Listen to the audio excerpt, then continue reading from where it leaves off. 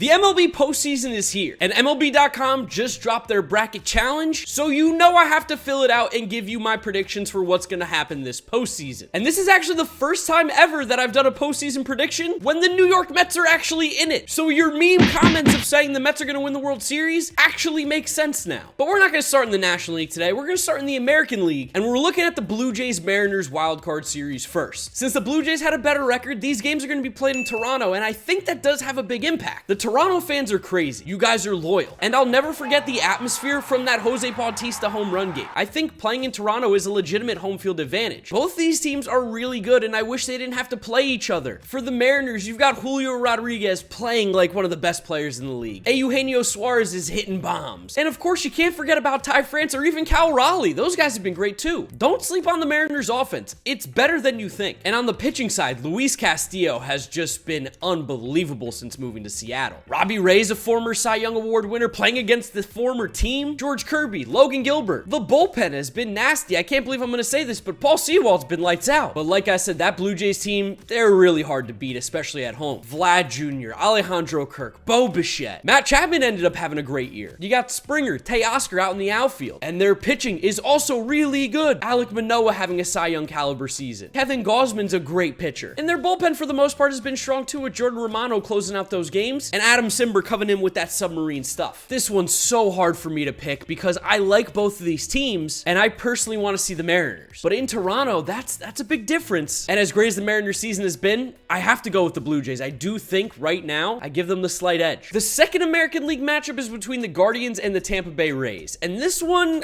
oh man, this is tough again because the Guardians have been resilient. They've been fantastic this year in the American League Central that it feels like nobody was really giving them a shot in. But then you have the Tampa Bay Rays, who I always say never sleep on the Rays. And it feels like they're getting slept on. So my inclination is to just take them. Because anytime you doubt them, they prove you wrong. But when you got Jose Ramirez and Andres Gimenez leading the charge offensively, they've been phenomenal this year. Guys like Steven Kwan, Oscar Gonzalez, and Josh Naylor picking up the scraps as well, along with the really good rotation of Bieber, McKenzie, Quantrill. That's a good three-headed monster in a wild card series. And a just lights out closer in Emmanuel Clase. They're going to be tough to beat. But again, it's so hard to sleep on the Tampa Bay Rays. And I can't really tell you anything about them that makes them sound better. Like Yandy and Randy Arozarena have been doing a lot of the heavy lifting, and they've been great this year. Wander Franco's back, and of course, we know I'm a huge Wander fan. That dude's a stud. But no Brendan Lau hurts. But we know pitching is the Rays game. And with Shane McClanahan and Drew Asmussen on the mound for probably the first two games, you feel pretty confident. Those guys are disgusting. And the bullpen, as we know, will always be crazy. I mean, let's just read out some names you're going to hear and be like, who are these guys? Why are they so good? Jason Adams, Sean Armstrong, Brooks Raley, Pete Fairbanks, JT Chargois, Garrett Cleavinger, and they do have their secret weapon, Tyler Glasnow. He could completely change the series. I want to pick the Guardians because everybody's sleeping on them, and they've been good this year, and they've proven everybody wrong. But I gotta go with the Rays. I'll never sleep on the Rays. It's just not happening. Okay, let's move it on down now to the National League, and of course, we're starting off with my favorite team, the New York Mets, going up against the San Diego Padres. With the Mets, I mean, we're so good. We won 101 games. Why are we in the wild card? Why couldn't we win one in Atlanta?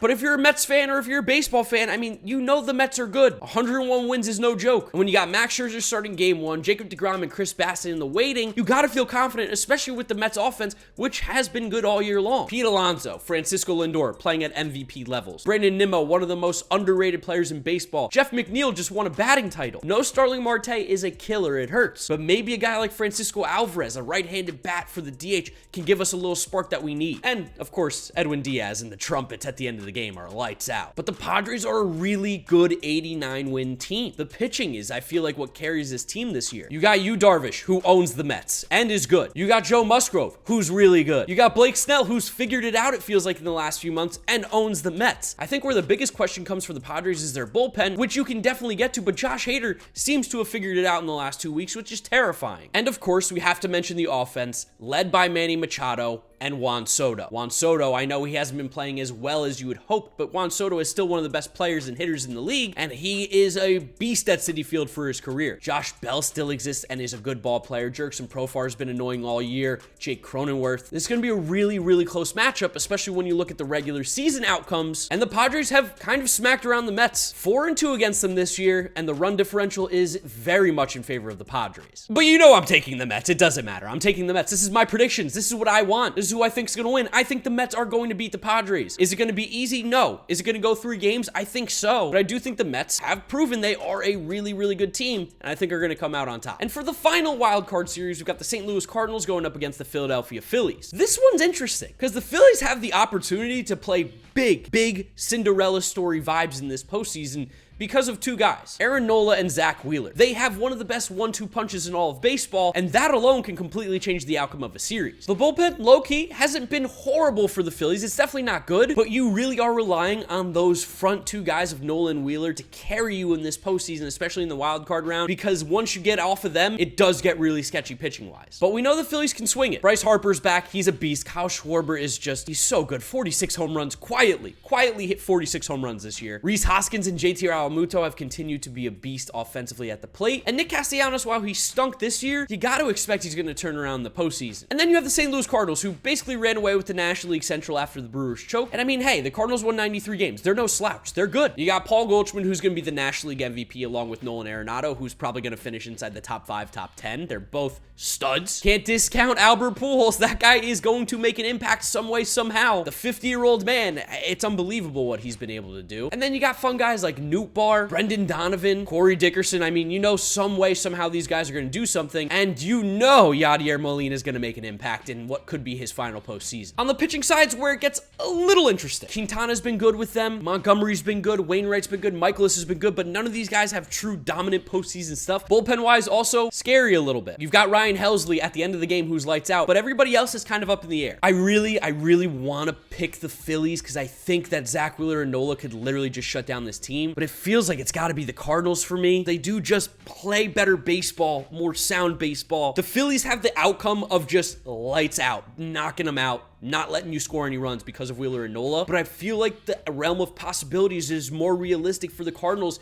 to just beat them. They are a better team, and they play better baseball. Back to the American League we go. We have the Astros versus the Blue Jays. I'm not going to tell you too much about the Blue Jays. You just heard about them, but let's talk about the Astros, who have been the second best team in baseball this year. So good yet again. You know the drill with this team. You've seen them for years now. You got Altuve. You got Kyle Tucker. Yordan Alvarez is one of the best hitters in the game. Alex Bregman's figured it out. Pitching-wise, Justin Verlander is going to be the Cy Young. Framber Valdez is the most underrated pitcher in baseball. Christian Javier has been lights out. And the bullpen has been pretty good. The Astros are just so good, and I am moving them on to the next round. I just don't think the Blue Jays or even the Mariners will have enough to get through these Houston Astros. And then we have the Rays and the Yankees, which feels like happens every year. To talk about the Yankees for a little bit, it has to start with Aaron Judge, best player in baseball this year. The year he's put up has been incredible, 62 home runs. But they've also got Anthony Rizzo, who's been playing well. Gleyber Torres looks better. Giancarlo Stanton, always scary for a home run. And keep an eye out for Oswaldo Cabrera, who's been a young rookie this year, making a little bit of an impact offensively for this team. On the pitching side, you've got Garrett Cole, you've got Nasty Nestor, and I would assume Luis Severino would be their Game 3 starter if needed. Those guys are all real good. Although, as we know, Garrett Cole never shows up in a big game. But the bullpen has not been as lights out as we've seen from the Yankees in the past. It's been human this year. It's been human. That being said, I don't think the Rays have enough to beat them. I'm not going to be the typical Yankee hater that I am. I'm going to move the Yankees onto the ALCS to face the Astros. In the National League now, we have the Dodgers versus the Mets, and boy, oh boy, it is so hard to not be biased in this pick because the Mets have played the Dodgers really well this year. We won the season series against the Dodgers, and I do think we match up really well with them, but it's so hard to pick against the Dodgers this year. Will Smith, best catcher in baseball, arguably. Freddie Freeman, so good at first base. Trey Turner at shortstop. Mookie Betts is an MVP type player. Justin Turner's been great. You know how good he is in the postseason. Max Muncy, you know, is going to heat up. Gavin Lux has been good. This team is unbelievable, and Cody Bellinger, by the way, has just started heating up, which is terrifying. Where it gets weird is the starting pitching because it's so good, but also if I was going to feel weird about anything,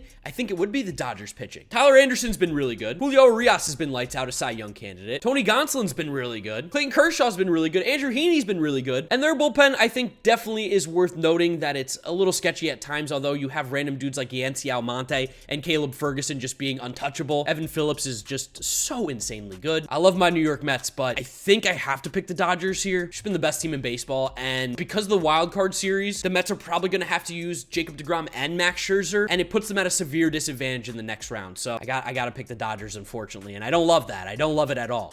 Wait a second. Seriously, how many of you thought I actually was going to pick the Dodgers to beat the Mets for once? This is GiraffeNeckMarc. I'm the most biased Mets fan there is. You know I'm picking the Mets. Get the Dodgers out of here. We're moving on to the NLCS. Mets are moving on. And then we've got the Cardinals versus the Braves. The Braves are scary good. This team can repeat like that. That lineup has been clicking all year. They've won 101 games, and Ronald Acuna Jr. hasn't even really played as well as he should have. But Matt Olson, stud. Austin Riley, MVP candidate. You got Dansby Swanson, the handsome beast. Michael Harris is a stud. Travis d'Arnaud is always showing up in the postseason. They're going to score tons of runs. And then pitching-wise, Max Fried, Cy Young candidate. Kyle Wright, 20-game winner. I mean, wins don't matter, but he's been good. Charlie Morton is so good in the postseason. And the bullpen's been really good with Kenley Jansen, Raisel Iglesias, AJ Minter, Colin McHugh, and somehow Jesse Chavez and Dylan Lee. I mean, their bullpen's been nasty. And as much as I would love the Mets to not face the Braves in the NLCS, I would love to face the Cardinals. That makes me feel better if I'm a Mets fan. It's going to be the Braves. And I've got a Mets-Braves rematch in the NLCS. In the American League side here, we've got the Astros versus the Yankees. This one's so tough. These teams are so good, both of them. Season series, the Astros took 5 of 7 games against the Yankees, and I really do expect them to take the ALCS. This Astros team is just so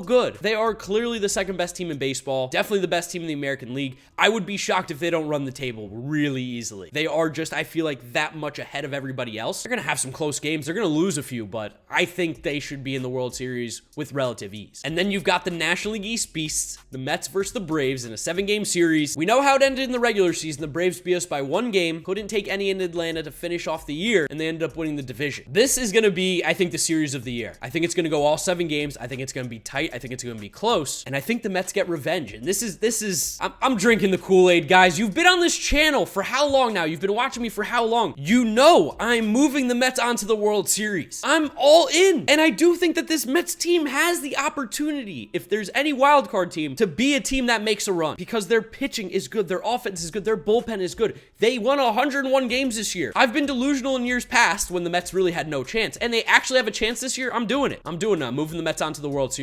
Which means we have the Astros versus the Mets. And if I remember correctly, I don't think the Mets have beat the Astros once this year. Yeah, I remember those series well. They were not fun. The Astros are really good. Oh, do I pick the Mets to win it all here? Yeah, boy. We're picking the Mets to win the 2022 MLB World Series. I mean, this is the best Mets team I've seen in my lifetime. This is the best Mets team, the second best Mets team in Mets history. And you know what happened? 1986 World Series. Crazier things have happened. I'm taking the Mets to win the entire thing, to be the World Series champions. Call me biased all you want in the comments section. New York Mets, baby, all the way. LFGM. World Series MVP, by the way, $300 million man himself, Francisco Lindor. You're looking at it right here, guys. The 2022 World Series champion, New York Mets. And they're going to be wearing the black jerseys when they're celebrating and popping bottles, too. Haven't done that in a while. Feels good.